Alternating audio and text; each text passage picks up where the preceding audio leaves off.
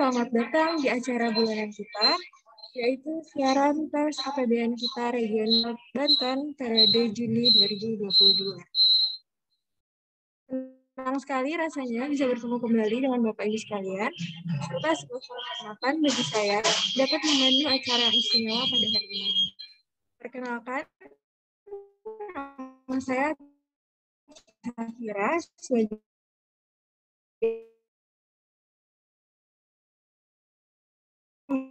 pada acara kita.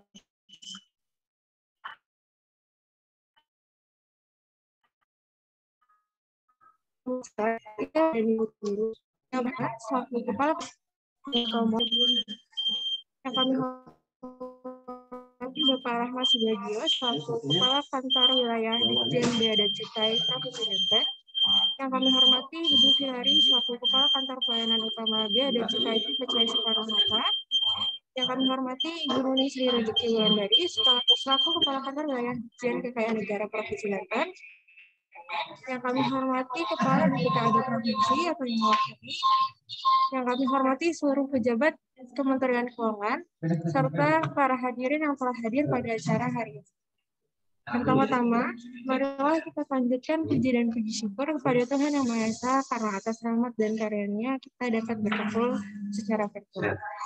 Hadirin yang kami hormati, selanjutnya mari langsung saja kita simak pemaparan dari narasumber kita yang sangat luar biasa ini, yang akan memaparkan kondisi regional Banten sampai dengan bulan Juni 2022, yaitu Ibu Pinari selaku Kepala Kantor Pelayanan Utama Bea dan Cukai PCI Soekarno-Hatta. Kepada Ibu Pinari, waktu dan tempat. Terima kasih MC. Suara saya terdengar jelas ya? Ya, Bu, terdengar Ibu. Bismillahirrahmanirrahim. Assalamualaikum warahmatullahi wabarakatuh. Selamat siang dan salam sejahtera untuk kita semua. Om Swastiastu, Namo Buddhaya, salam kebajikan.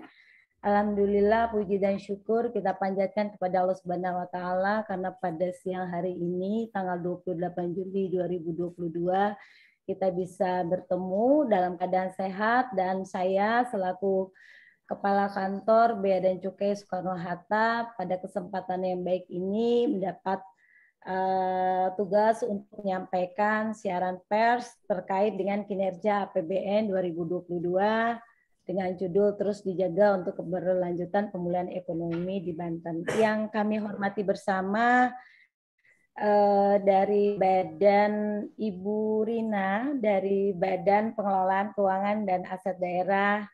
Apa kabar Ibu, sehat ya? Terima kasih telah bergabung dengan kami Kemenq Banten. Yang kami hormati Pak Kakanwil Perben, Pak Ade Rohman. Yang kami hormati mungkin yang mewakili adalah dari Kakanwil Pajak, mewakili Pak Yoyo. Kemudian yang kami hormati juga Kakanwil Bea Cukai Banten, Pak Rahmat, atau yang mewakili karena Pak Rahmat sedang menghadiri kegiatan di Serang. Dan juga yang kami hormati Kakanwil DJKN, Ibu Duni, atau yang mewakili karena Ibu Nuning sedang cuti kalau nggak salah, dan serta yang berbahagia dan juga kami hormati rekan-rekan media. Saya terlihat di sini ada Banten Info dan juga seluruh yang hadir pada meeting Zoom pada siang hari ini. Izinkan untuk mengefisienkan waktu saya menyampaikan terkait dengan kinerja APBN 2022 terus dijaga untuk keberlanjutan pemulihan ekonomi di Banten. Mungkin ada slide yang bisa ditampilkan. Silakan. Sebentar. Ini background-nya mana Pak Di?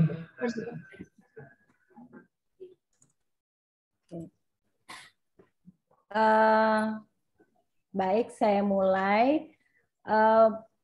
Pertumbuhan ekonomi di Banten menggambarkan adanya kelanjutan proses pemulihan ekonomi. Pada triwulan 1 tahun 2022 terlihat bahwa pertumbuhan ekonomi itu mencatat angka sebesar 4,97% year on year. Namun demikian, prospek ekonomi global menghadapi beberapa downside risk yang perlu diwaspadai, terutama yang bersumber dari konflik geopolitik Rusia-Ukraina yang masih berlangsung. Tekanan inflasi yang didorong oleh peningkatan harga energi dan pangan, serta percepatan pengetatan kebijakan moneter di negara maju. Di sisi lainnya, tekanan harga global dan permintaan telah mendorong naikkan harga.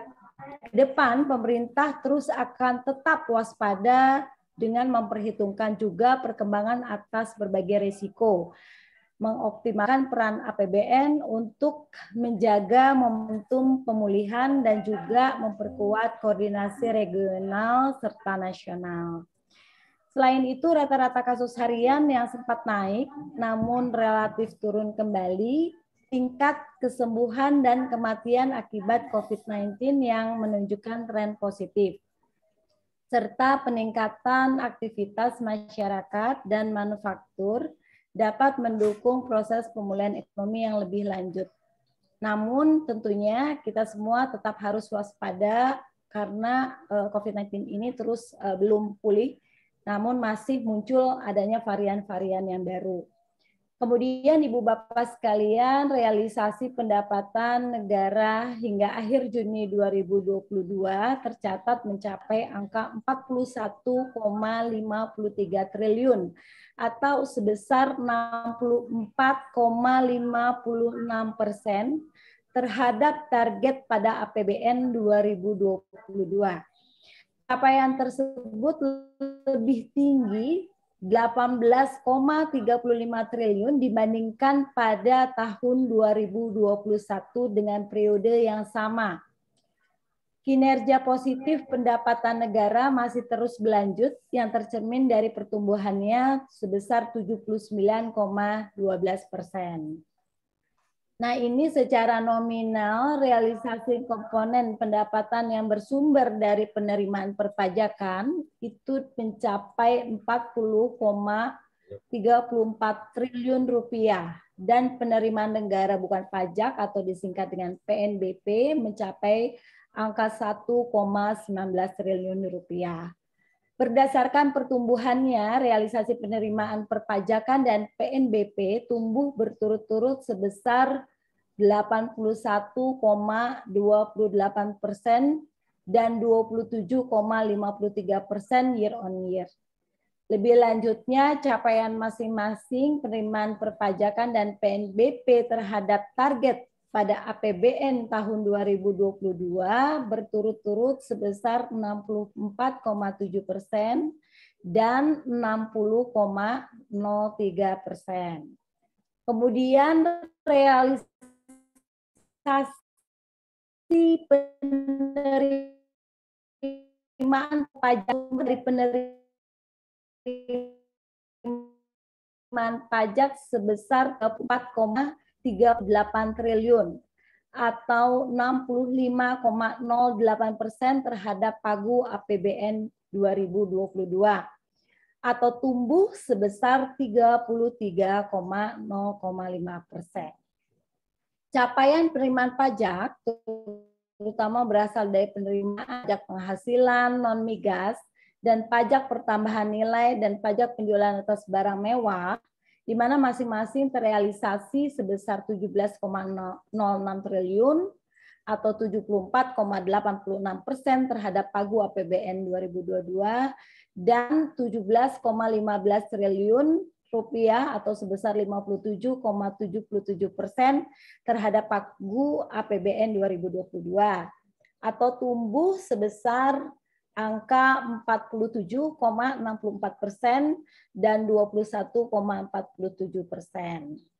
Pertumbuhan penerimaan negara baik neto maupun bruto juga turut disumbang oleh mayoritas jenis-jenis pajak yang mencatat pertumbuhan positif, mulai dari PPH 21, PPH 22, sampai dengan PPN, DN, dan PPN impor.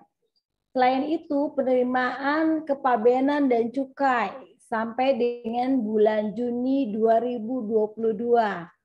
Di sini terlihat sebesar angka 5,96 triliun rupiah atau sebesar 62,61% dari target APBN tahun 2022 atau tumbuh sebesar 22% year on year. Kinerja seluruh komponen penerimaan kepabeanan dan cukai terdiri tentunya dari bea masuk, cukai, bea keluar, tumbuh double, bahkan ada yang triple digit, yaitu berturut-turut 27,02%, 20,28%, dan 393,67% year on year. Peningkatan bea masuk ini tentunya dipengaruhi dengan membaiknya kinerja impor nasional seperti aktivitas mulia, sementara melejitnya bea keluar masih didominasi oleh kontribusi komoditas produk kelapa sawit dan turunannya. Sedangkan pertumbuhan signifikan penerimaan cukai itu disebabkan karena membaiknya kondisi perekonomian sehingga permintaan terhadap produk FMEA serta EA ini meningkat. Untuk kondisi ekspor dan impor sendiri, keduanya mengalami peningkatan.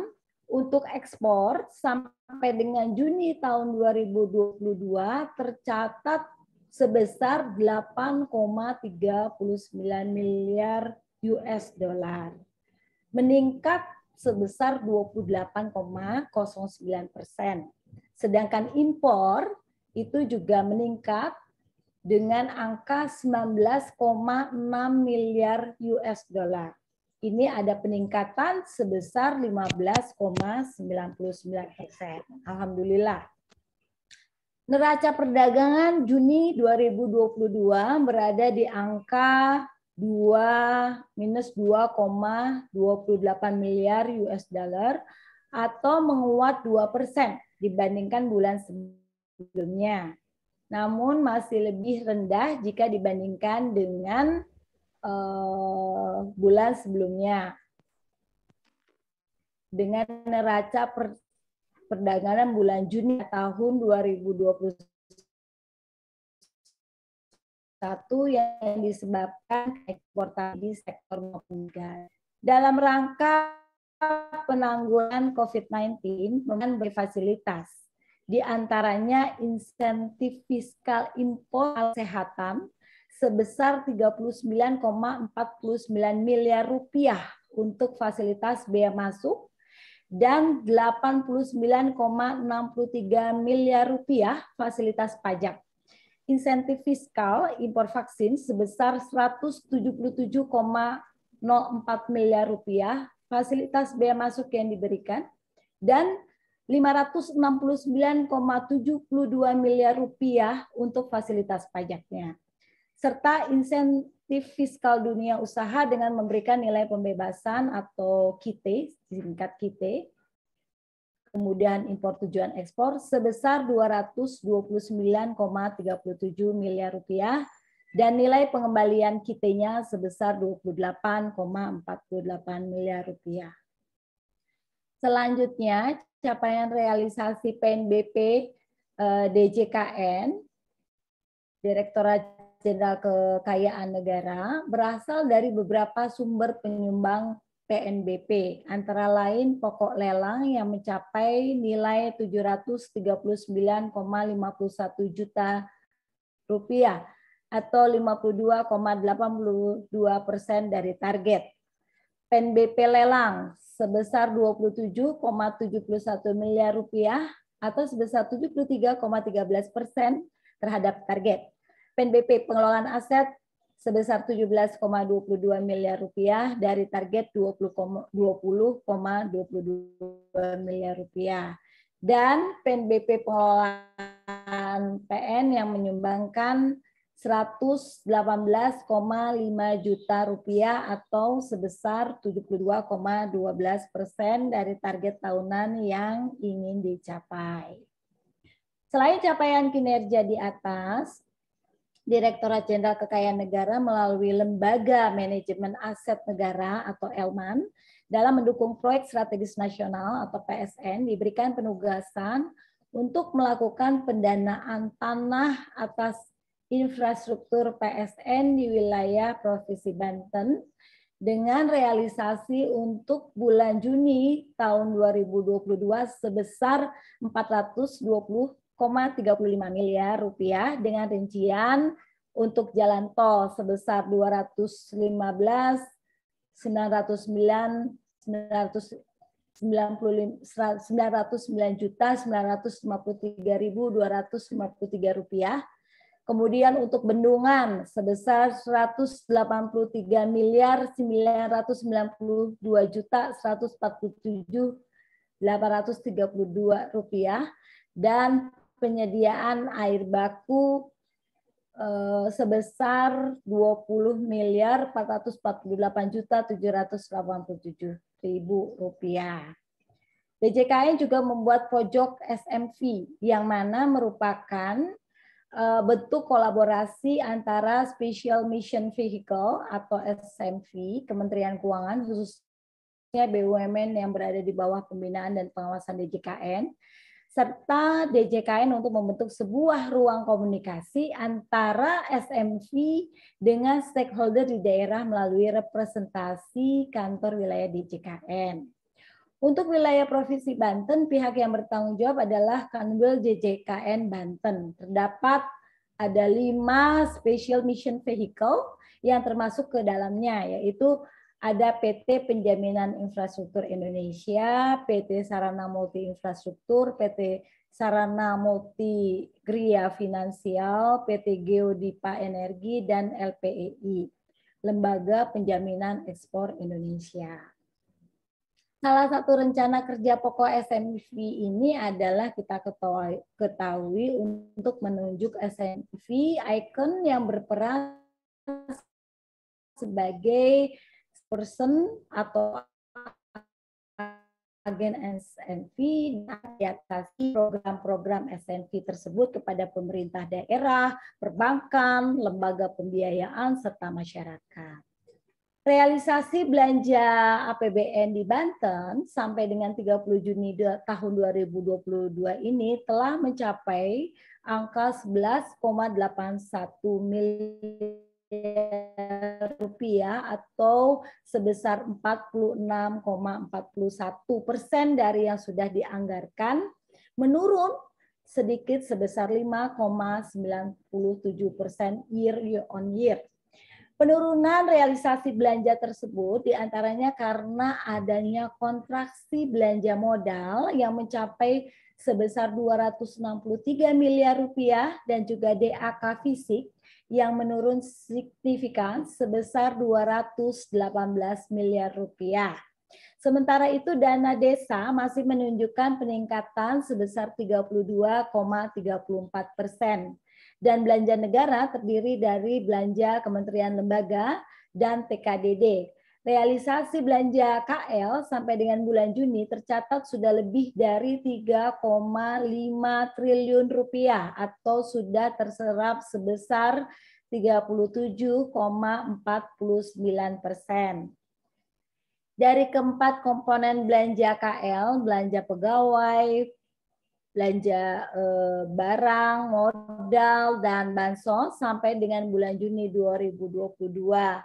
Belanja pegawai masih menjadi belanja terbanyak dengan nominal sebesar 1,7 triliun rupiah, disusul oleh belanja barang dengan nilai 1,44 triliun rupiah. Belanja modal sebesar 452 miliar rupiah dan belanja bansos dengan nilai 6,59 miliar rupiah. Kinerja penyerapan bulan-bulan berikutnya diharapkan semakin baik sejalan dengan akselerasi penyaluran bansos untuk penanganan ekstrim dan pelaksanaan berbagai program penanganan COVID-19 serta pemulihan ekonomi tentunya. Ibu Bapak sekalian, perlu kami sampaikan mengenai arahan Menteri Keuangan tentang 5 langkah strategis pelaksanaan anggaran tahun 2022 pada pimpinan kementerian lembaga, antara lain 1, yaitu perbaikan perencanaan. 2, percepatan pelaksanaan program atau kegiatan proyek. 3, arahannya adalah percepatan pengadaan barang dan jasa. Keempat, percepatan penyaluran dana bansos dan banper yang tepat sasaran. Dan arahan yang terakhir adalah peningkatan monitoring dan efektivitas belanja. Kinerja penyerapan bulan-bulan berikutnya diharapkan semakin baik seiring dengan akselerasi penyaluran bansos untuk penanganan kemiskinan ekstrim dan pelaksanaan berbagai program penanganan COVID-19 dan pemulihan ekonomi. Realisasi TKDD sampai dengan akhir Juni tahun 2022 ini mencapai sebesar 8,21 triliun rupiah atau sebesar 51,81% dari pagu APBN tahun 2022. Angka ini lebih rendah dari 314,42 miliar rupiah atau terkontraksi sebesar 3,69% dibandingkan realisasi tahun 2021. Realisasi TKDD meliputi transfer ke daerah sebesar 7,72 triliun atau 52,80% dari pagu APBN 2022 dan dana desa sebesar 490,68 miliar rupiah atau sebesar 40,01% dari pagu APBN 2022. Berdasarkan realisasi pendapatan 41,53 triliun rupiah dan realisasi belanja negara itu sebesar 11,81 triliun rupiah. Maka dapat terlihat bahwa sampai akhir Juni 2022 terdapat surplus anggaran sebesar 29,72 triliun rupiah. Realisasi pendapatan APBD konsolidasian 9 Pemda se-Banten sampai dengan 30 Juni 2022 ada 12,75 triliun rupiah. Disumbang oleh transfer ke daerah dan dana desa dengan proporsi 52,14%. Proporsi TKDD yang sebesar itu terhadap total realisasi pendapatan daerah menunjukkan bahwa Provinsi Banten sudah sedikit demi sedikit dapat mengurangi ketergantungannya di pusat karena pendapatan asli daerahnya sendiri sudah dapat menyumbangkan lebih dari angka 40%. Realisasi belanja APBD sampai dengan 30 Juni 2022 adalah sebesar 10,03 triliun rupiah, didominasi oleh komponen belanja operasi sebesar 9 triliun rupiah atau 89,68% dari total belanja. Serta sisanya berupa belanja modal sebesar 763,94 miliar rupiah. Belanja tak terduga sebesar 49,54 miliar rupiah dan belanja transfer sebesar 221,74 miliar rupiah. Kinerja APBD seluruh Pemda di Banten sampai dengan 30 Juni 2022 menghasilkan surplus anggaran sebesar 5,72 triliun rupiah Ya. Nah, seluruh Kemenkemen di Banten berkomitmen untuk memperkuat koordinasi dengan pemerintah daerah dalam meningkatkan kualitas belanja pemerintah dan memperkuat sinergi dengan Pemda tentunya untuk mempercepat akselerasi belanja dan pendapatan di daerah serta mendorong optimalisasi penggunaan Silpa APBD hingga Juni 2022 yang mencapai angka 6,58 triliun rupiah agar dapat segera dimanfaatkan bagi kesejahteraan masyarakat. Demikian Ibu Bapak sekalian, siaran pers terkait dengan kinerja APBN tahun 2022 yang dapat kami sampaikan. Demikian yang saya sampaikan. Saya kembalikan kepada MC, barangkali dari media atau dari nanti Pemda yang diwakili oleh BPKAD, Bu Rina. Mungkin ada pertanyaan-pertanyaan yang kemudian bisa kita jawab bersama. Saya kembalikan kepada MC. Terima kasih. Wassalamualaikum warahmatullahi wabarakatuh. Waalaikumsalam warahmatullahi wabarakatuh. Terima kasih Bu Finari atas pemaparan yang sangat luar biasa. Selanjutnya mohon izin kepada Bapak Ibu hadirin. Apabila ada tanggapan, kami persilahkan. Izin menanggapi MC. Silahkan Ibu. Ya. Saya, Ibu MC. Ya, Bu Rina, silakan. Ya.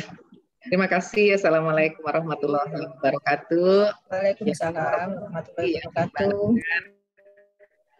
Pak Ade Rahman, Pak Kanwil Banten. Ibu Finari, tambah cantik saja nih. Alhamdulillah, Ibu juga. Seluruh Kanwil di Itu ya. Kementerian Keuangan yang ada di Banten, insan pers yang saya hormati, dan seluruh BPKAD Provinsi Banten. Kalau tadi saya melihat paparan, mengamati langsung mendengar gitu kan Bu, tidak sempat mencatat dengan ini, agak optimis ya, dengar bahwa membaiknya kondisi perekonomian Indonesia secara menyeluruh akan berdampak juga terhadap perbaikan ekonomi di Provinsi Banten. Sepintas tadi saya juga ada tumbuh secara signifikan ya untuk penerimaan perpajakan jika dibandingkan dengan periode yang sama di tahun sebelumnya, yaitu posisi semester 1 di 2021 dan posisi di 2022. PPh Badan pun kalau saya lihat dari ini PPh Badan yang paling signifikan mengalami lonjakan karena mungkin ada perubahan dari 10% menjadi 11% per April kemarin, itu sangat signifikan. Mudah-mudahan kenaikan signifikan ini akan berdampak juga terhadap bagi hasil pajak untuk kabupaten kota atau di daerah.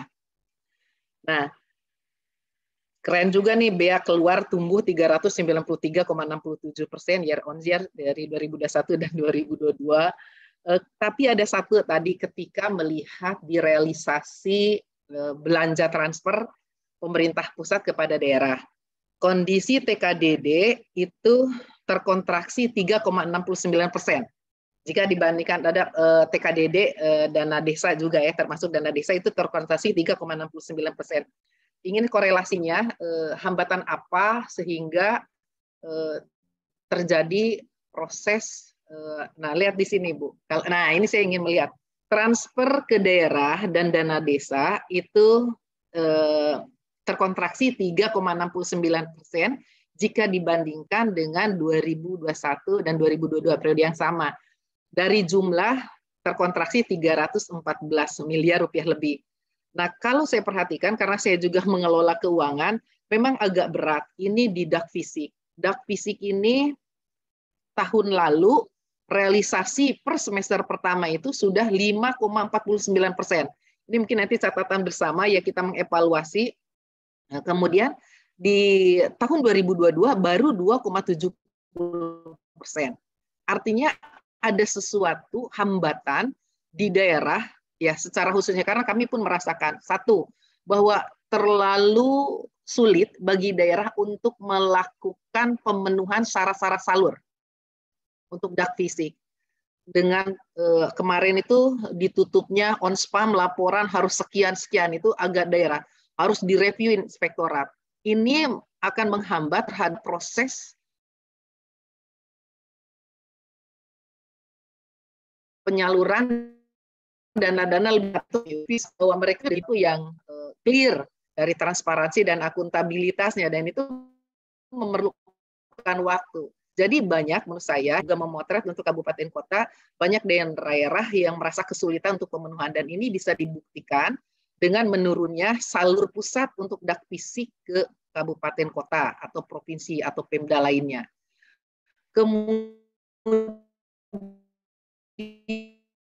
saya lihat di non-fisik mendengar untuk pencegahan dan penasting di 2002 ini itu ada pola salur, sehingga contoh Pins Banten itu akan mendapatkan dana dak non-fisik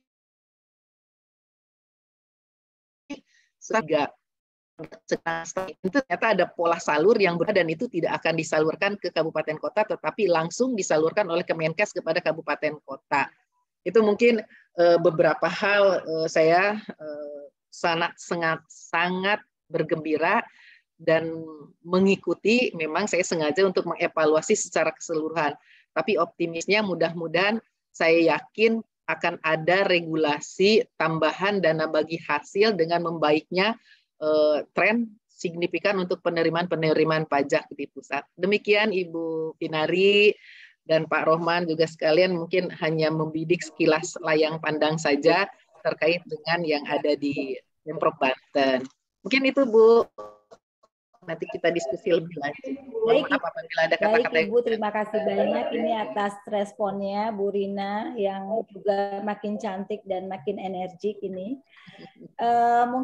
Mungkin nanti Pak Rohman bisa, Pak Ade bisa menambahkan ini terkait dengan DAK fisik, DAK non fisik yang tadi dikomentari oleh Ibu Rina, bahwa semuanya sebenarnya sudah menunjukkan angka yang positif dan kenaikan apabila dibandingkan dengan semester 1 juga di tahun 2021. Tapi ada beberapa yang mungkin karena adanya perubahan pola salur begitu ya yang saya catat dari Ibu, sehingga ada sedikit atau hambatan sehingga sulit ketika menyalurkan dana tersebut kepada unit yang lebih kecil lagi secara cepat. Nah, mungkin itu kendalanya, nanti monggo Pak Ade mungkin bisa di komentar ditambahkan. Dan juga tadi ada salah satu juga yang dari non fisik ya Bu, yang terkait dengan salur, yaitu dari Kemenkes langsung ya ke daerah.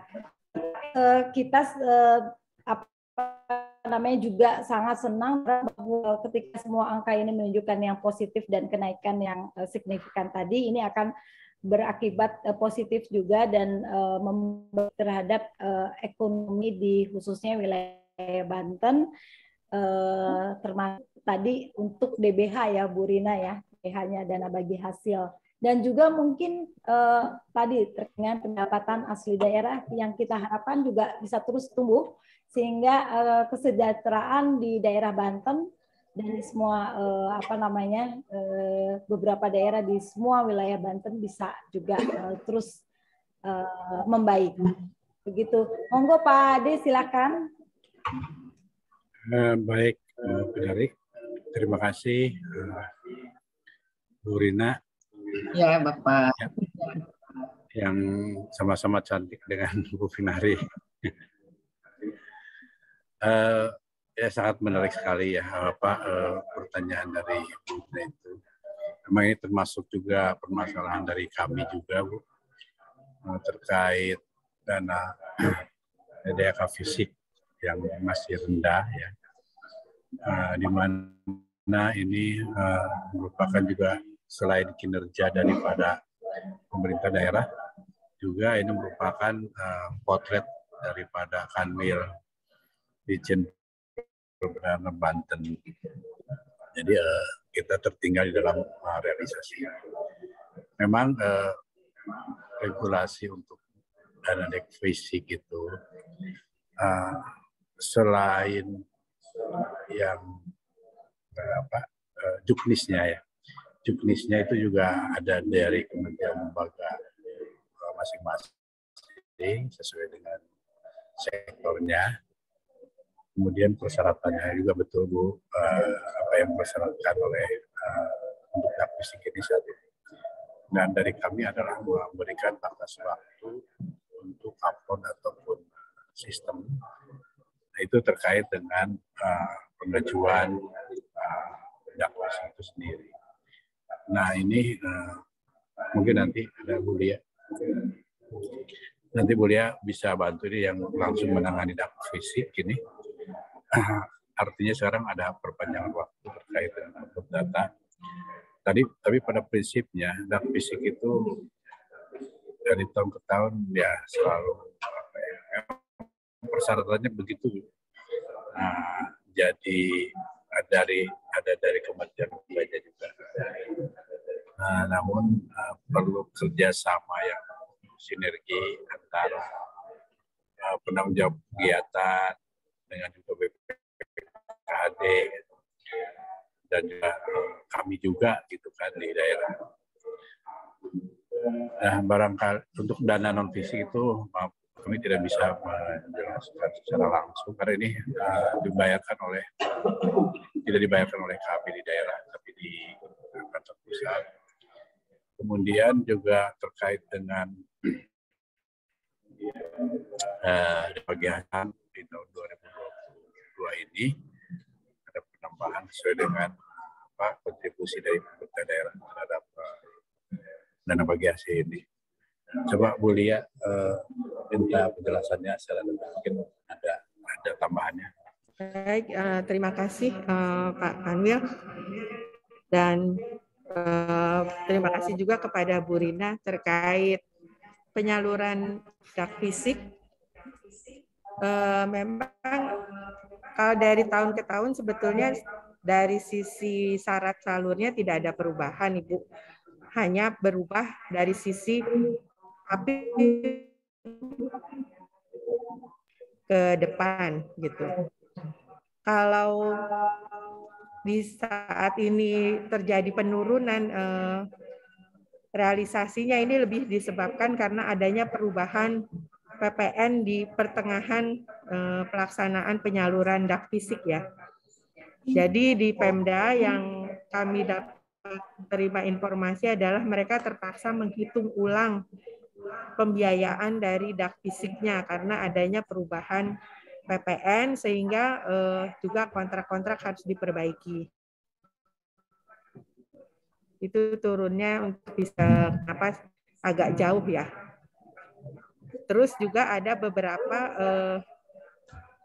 bidang yang syarat salur secara ketentuan teknisnya atau juknisnya dari kementerian itu ada yang ditahan dan baru dikeluarkan jelang akhir-akhir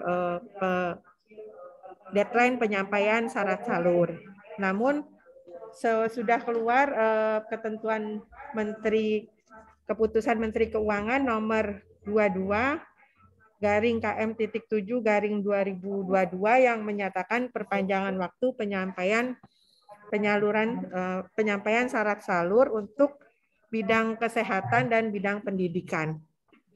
Untuk dua itu ada perpanjangan waktu sehingga kepada Pemda dipersilakan untuk segera mempersiapkan persyaratannya sehingga masih bisa diajukan kembali ke KPPN. Untuk non fisik yang terakhir disebut oleh Bu Rina terkait stunting, memang kami kurang mendapat informasi Bu. Kadang-kadang Pemda lebih dulu ya dapat informasinya dibandingkan kami di Ditjen Perbendaharaan, di Kanwil dan di KPPN. Kemungkinan besar seperti yang tadi disampaikan oleh Pak Kanwil itu penyalurannya dari pusat langsung ke daerah. Seperti itu Ibu. Tambahan dari saya, terima kasih. Assalamualaikum warahmatullahi wabarakatuh. Assalamualaikum warahmatullahi wabarakatuh. Ini ada yang menarik sekali nih, izin. Ternyata ini trennya APBN hampir sama dengan APBD provinsi. Bahwa memang terjadi di realisasi belanja kontraksi sebesar 5,97. Angkanya pas ya sama dengan yang kalau saya melihat di semester pertama. Tapi pendapatan juga naik kalau kita realisasi sama gitu, hampir sama tren APBN dan saya yakin mungkin ini mendekati juga untuk seluruh Indonesia kayaknya. Mungkin itu Bu tambahannya. Ya, terima kasih. Terima kasih Bu Rina. Baik, selanjutnya, Bapak Ibu, apakah masih ada yang ingin memberi tanggapan? Izin Ibu Moderator, Bu MC. Silakan, Pak. Baik, terima kasih Bapak Ibu semuanya. Terima kasih atas undangannya juga. Kami dari media online banteninfo.com ada 3 pertanyaan yang sudah saya catat ya. Untuk yang pertama langsung saja tadi sempat disinggung perihal dengan Lembaga Manajemen Aset Negara atau Elman ya. Dan kita ketahui bersama bahwa proyek pembangunan Serang Panimbang juga sudah mulai beroperasi. Pertanyaannya, seberapa besar fungsi dari Lembaga Manajemen Aset Negara tersebut dalam pembangunan jalan tol Serang Panimbang? Kemudian, bagaimana kontribusi baliknya untuk negara?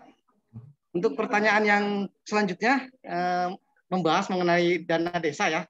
Kita lihat juga di tabel yang terakhir tadi, dana desa tersebut untuk realisasi dibandingkan tahun 2021 ya lebih besar ya. Namun yang jadi pertanyaan saya, kenapa sih di dana desa ini selalu diprioritaskan untuk pembangunan fisik seperti jalan, jembatan dan sebagainya. Padahal bisa juga kita alokasikan untuk pengembangan SDM ya, seperti keterampilan agar masyarakat itu dapat tumbuh mandiri. Itu pertanyaannya kedua. Kemudian yang pertanyaan selanjutnya ini yang ketiga mengenai bea cukai ya. Bagaimana itu peran bea cukai untuk turut berpartisipasi dalam mengendalikan inflasi khususnya di wilayah Banten. Demikian mungkin 3 pertanyaan dari kami, Pak. Terima kasih. Assalamualaikum warahmatullahi wabarakatuh. Waalaikumsalam. Terima kasih, Pak. Pada Bapak Ibu yang ingin menanggapi, silakan.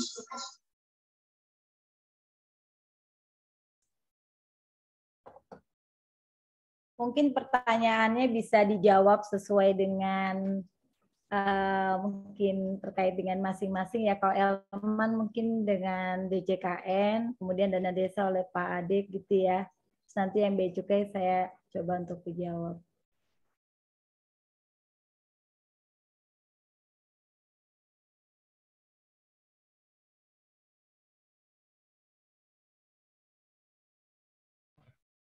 Monggo Ibu dulu, mungkin dari bea cukai.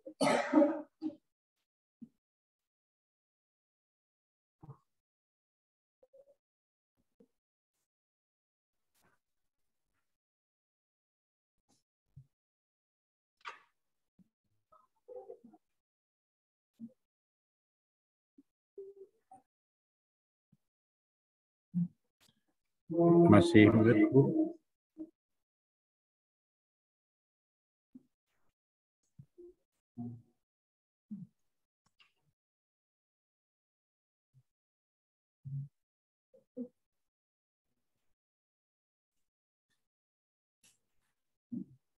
Baik, atau mungkin kami dulu dari dana desa ya. Yang pertanyaan tadi dari banten.com terkait penyaluran dana desa itu kan mengikuti prioritas oleh pemerintah pada tiap tahunnya. Pada tahun ini kan beberapa tahun juga terkait dengan COVID-19, jadi BLT desa itu 60% untuk BLT ya. Dan untuk yang sisanya nanti bisa digunakan untuk Sarpras. Jadi memang dana desa itu melihat perkembangannya dan juga prioritasnya. Kalau yang lalu lebih banyak ke dalam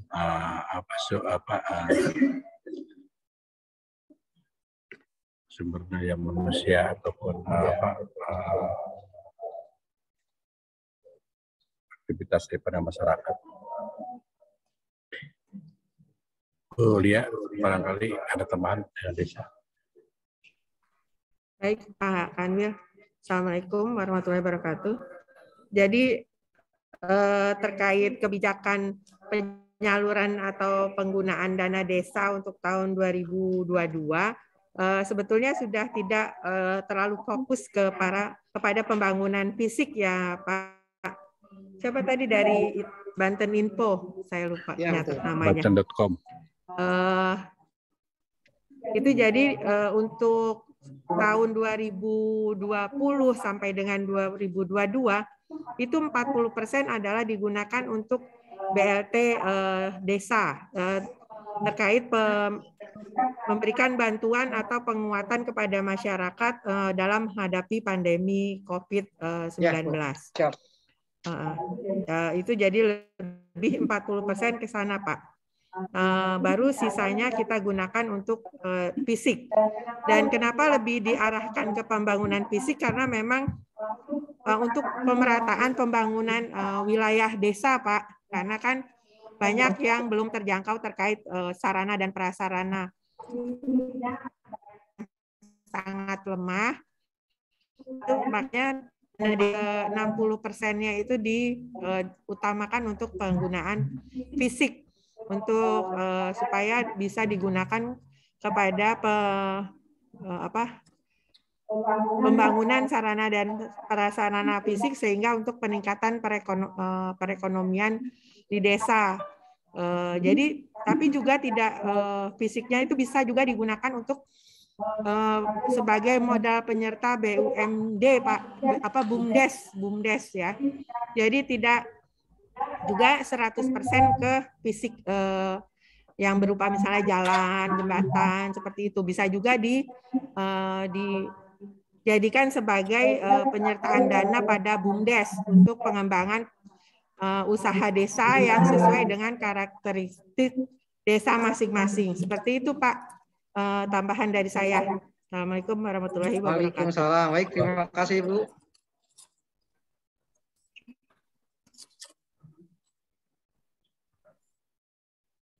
Silakan Bu Binari, barangkali dari Bea Cukai dan dari DJKN. DJKN ya. Saya coba menjawab terkait dengan pertanyaannya terkait dengan bagaimana partisipasi atau peran Bea Cukai dalam ikut mengendalikan inflasi, gitu ya Pak pertanyaannya. Betul, barangkali nanti saya dibantu oleh tim saya. Jadi kita ketahui sebenarnya saat ini kita sedang sudah setahun ini ada namanya presidensi G20. Karena Indonesia itu terus menjaga integritas dan efektivitas. Sebenarnya G20 sejalan dengan satu prinsip-prinsip dari G20 itu sendiri.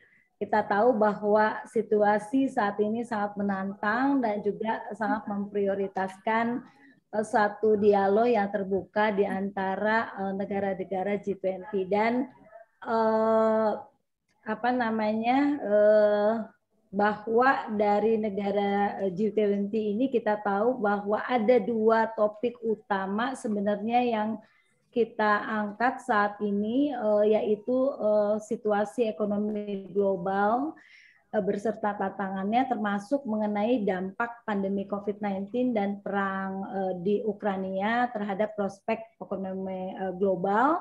Kemudian termasuk inflasi global. Nah ini inflasi sebenarnya artinya menjadi salah satu topik yang utama yang dibahas oleh presidensi di G20. Nah karena kenapa ini terjadi itu karena ada tentunya ketidakseimbangan antara permintaan dan penawaran yang juga memperberat tantangan yang ada akibat adanya disrupsi tentunya dari rantai pasok global dan kenaikan harga pangan serta energi. Nah, kondisi ini yang tentunya memicu adanya peningkatan inflasi yang tentunya menjadi ancaman terhadap ketahanan pangan kita, terutama bagi kelompok-kelompok yang rentan terhadap inflasi ini. Nah, oleh karena itu pemerintah dalam hal ini Bea Cukai kembali untuk berkomitmen, menjaga komitmen untuk sebenarnya memanfaatkan semua alat kebijakan yang tersedia dalam mengatasi permasalahan ekonomi ini guna menjaga kestabilitasan finansial yang berkelanjutan. Salah satunya sebenarnya kami memberikan ruang fasilitas kepada para pengusaha untuk saat ini misalnya alat-alat kesehatan, vaksin, yang salah satunya adalah pemberian pembebasan dari pajaknya. Ini adalah untuk menjaga juga efek-efek yang timbul akibat adanya pajak atau yang akan menjadi komponen dari nilai-nilai barang tersebut. Nah, seperti itu yang dan masih banyak lagi sebenarnya kebijakan-kebijakan yang kami lakukan, termasuk dengan intinya adalah tidak membebani para pengusaha dengan satu pajak, yaitu lebih kepada barang-barang yang tadi rentan terhadap inflasi. Mungkin itu kalau ada tim saya yang bisa mau bantu untuk melengkapi, saya persilakan atau ada monggo. Ya, Bu Indasa. Ya, silakan. Ibu Pinari sedikit menambahkan peran Direktorat Jenderal Bea dan Cukai dalam mengendalikan inflasi. Salah satunya mungkin di KPU Soekarno-Hatta ya, untuk lebih memperlancar arus barang impor, terutama untuk impor barang modal maupun konsumsi. Ini hubungannya dengan ketika impor barang baku, bahan baku misalnya, kita bisa memberikan fasilitas sehingga bahan baku tersedia di dalam negeri, artinya kan ketersediaan barang tidak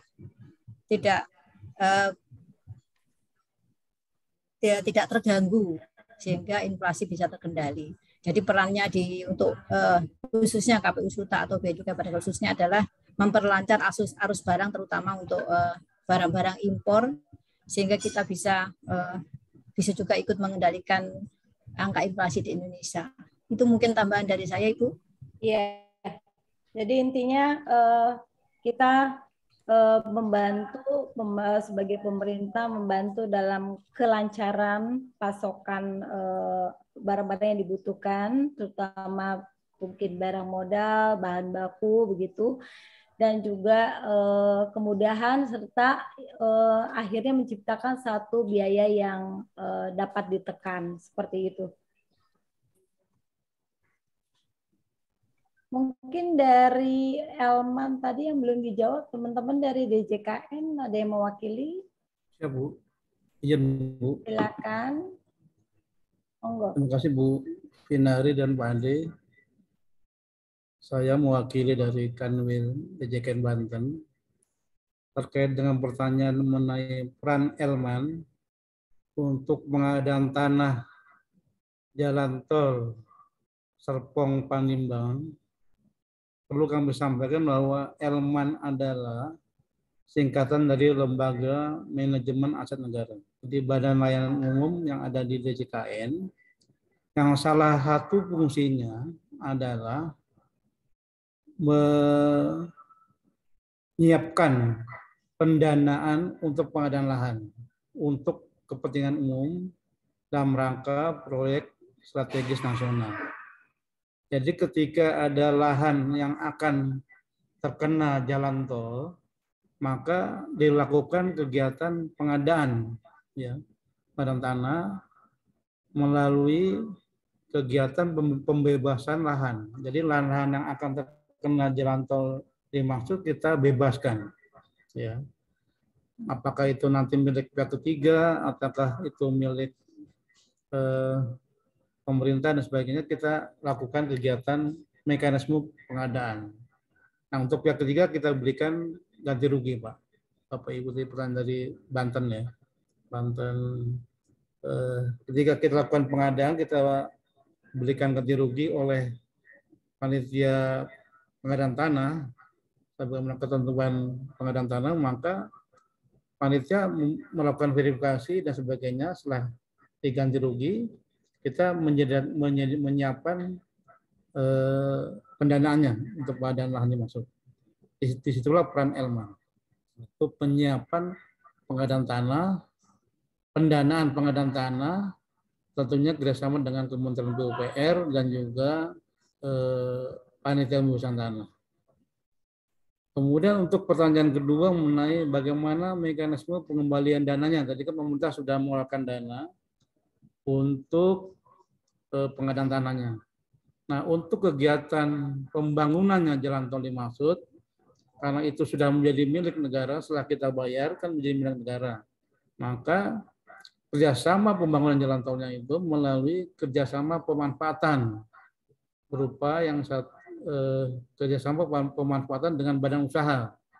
Nanti ketika sudah ditunjuk pihak yang melakukan pembangunan, yang melakukan kerjasama dengan pemerintah, maka setelah jalan tol dimaksud beroperasi, bagian daripada penghasilan jalan tol dimaksud ada yang diserahkan kepada negara, ya berupa kontribusi tetap ataupun pembagian keuntungan. Jadi ada yang diserahkan ke negara setelah jalan tol dimaksud beroperasi berupa kontribusi tetap maupun pembagian keuntungan.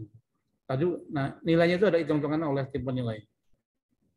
Saya kira demikian jawaban dari kami, Kanwil Jakekan Banten. Terima kasih Bu Finari dan Pak Ade. Assalamualaikum warahmatullahi wabarakatuh. Waalaikumsalam warahmatullahi wabarakatuh. Ya, terima kasih Pak atas penjelasannya. Baik. Silahkan.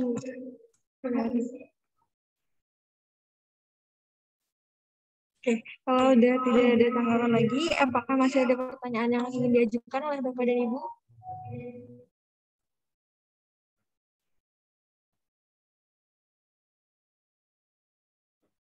Cukup kali udah. Baik. Saya kira cukup. Nanti kalau ada pertanyaan yang lebih detail, Bapak Ibu sekalian bisa menghubungi baik Kanwil Perbendaharaan, Kanwil Pajak, Bea Cukai, atau mau ke Ibu Finari di Soekarno-Hatta. Kami persilakan. Baik, kalau begitu Bapak Ibu. Dengan berakhirnya sesi diskusi kita pada hari ini, maka berakhir juga acara siaran pers APBN kita Regional Banten periode Juni 2022. Kami mengucapkan terima kasih yang sebesar-besarnya, serta memohon maaf apabila ada salah selama berlangsungnya acara. Jangan lupa tetap jaga kesehatan dan melaksanakan protokol kesehatan. Wassalamualaikum warahmatullahi wabarakatuh. Waalaikumsalam warahmatullahi wabarakatuh.